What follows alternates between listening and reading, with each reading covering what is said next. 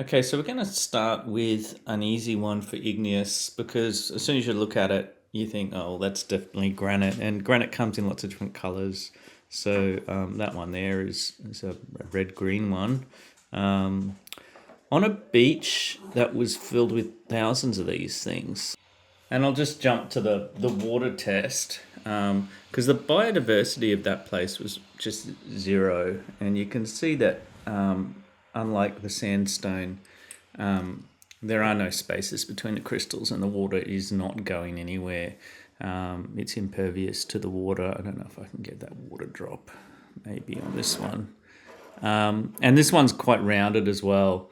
So you can see, where's that water drop? Right there. You can see it's not going in. There's no spaces there. And the crystals are quite interlocked. And so there's no, microscopic algae and bacteria and all sorts of other stuff can't get inside these rocks. And so it was very pretty place, high volcanic area, lots of earthquakes, huge cliffs, marble canyons. That'll give it away where it is. A beach full of all of these. Amazing place. But no life because water can't get in there. And it was quite rough, and that's how these got rounded off. And so as soon as you see these multicolored interlocking grains, they're huge crystals really. Usually it's this pink color. You just know straight away it's granite. And so we're still going to use the chart though. So that's obviously crystals. And they're dark or hard. They scratch glass. They don't come off. They're quite random. So I don't know why there's all this huge. It takes so much time to get down to. They're large, so it'll be intrusive. So quartz feldspar and mafics. That's typically the sort of grey, pink, and black of the granite, and there's greater than 90% of them, so there's large and heaps of them, so it's inside, so it's igneous intrusive. I think the reason why this is so difficult is because metamorphic are just the too hard basket.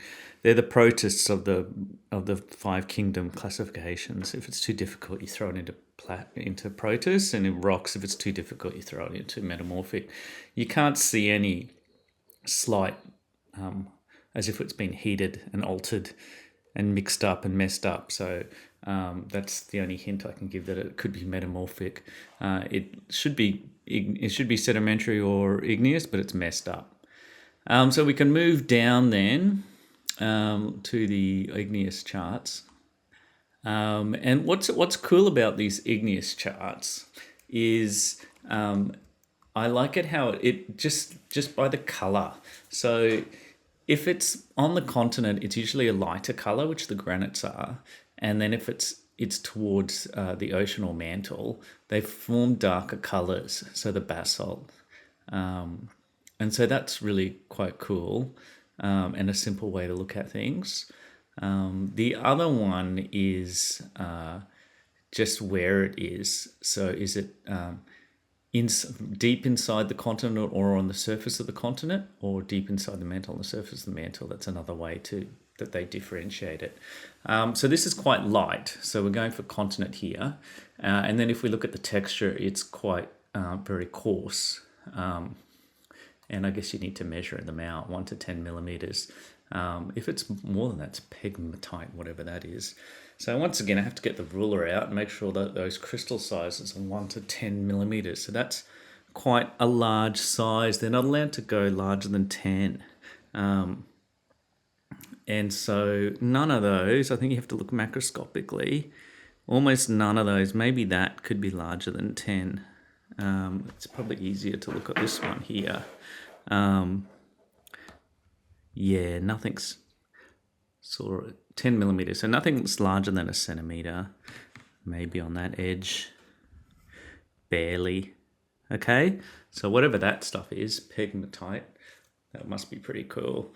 I've never seen that. It's just like massive crystal granite. So that's how I got to the granite.